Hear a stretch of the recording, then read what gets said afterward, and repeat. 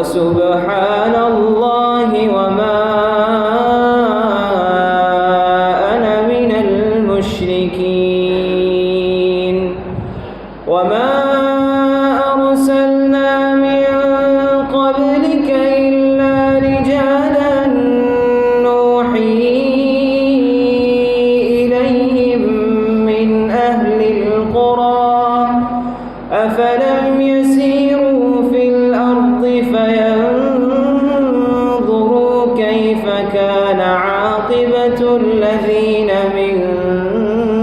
قبلهم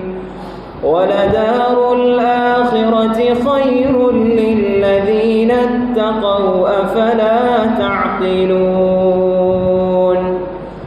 حتى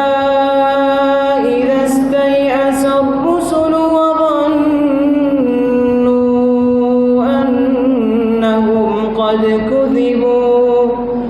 وظنوا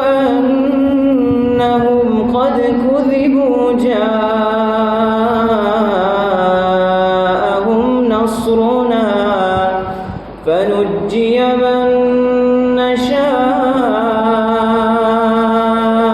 ولا يرد بأسنا عن القوم المجرمين لقد كان في قصصهم عبرة لأولي الألباب ما كان حديثا يفترى ولكن تصديق الذي بين يديه وتفصيل كل شيء وهدى